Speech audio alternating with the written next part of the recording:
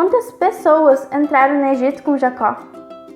Encontramos na Bíblia 3 números referentes à quantidade de pessoas que entraram com Jacó no Egito: 66, 70 e 75. Qual a quantidade correta? Há alguma contradição? Vamos aprender um pouco mais sobre esse tema. Versículos de referência. O número de 66 pessoas é encontrado em Gênesis, capítulo 46, versículo 26.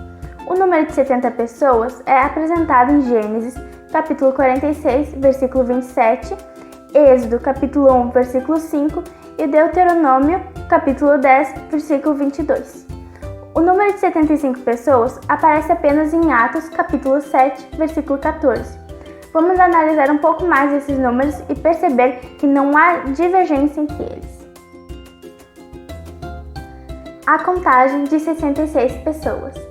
Em Gênesis, capítulo 46, versículo 26, encontramos: todos os que vieram com Jacó para o Egito, que eram seus descendentes, fora as mulheres dos filhos de Jacó, todos eram 66 pessoas.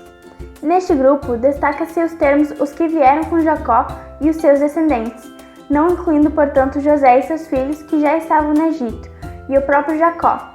Vejamos uma tabela relacionando os versículos de Gênesis, capítulo 46, ao versículo 9 ao 24, e as pessoas contadas.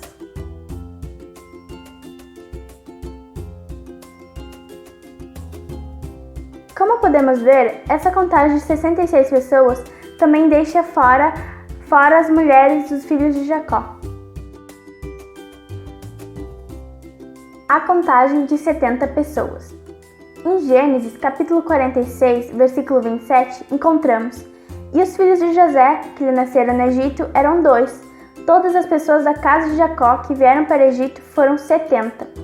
Esse versículo continua a narração do versículo anterior e frisa que todas as pessoas da casa de Jacó, ou seja, agora incluindo José, os 2 filhos deles nascidos no Egito, e também o próprio Jacó, somando mais 4 pessoas, então totalizando 70 pessoas.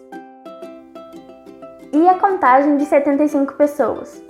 Esse número encontramos apenas em uma passagem do Novo Testamento, em Atos, capítulo 7, versículo 14, e é referido por Estevão, o diácono que foi apedrejado.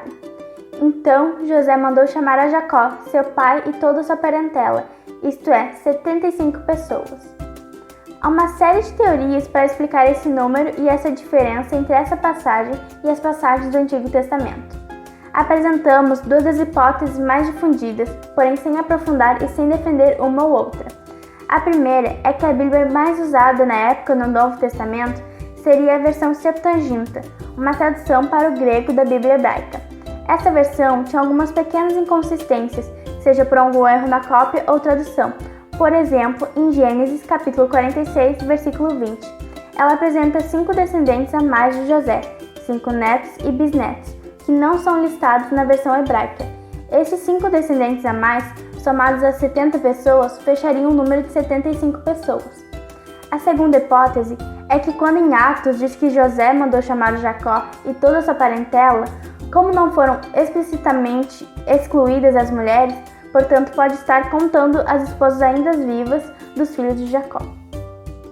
Como podemos observar, os números diferentes não deixam a Bíblia inconsistente. O número pode variar de acordo com a abordagem da contabilização ou da versão dos manuscritos originais usados como referência.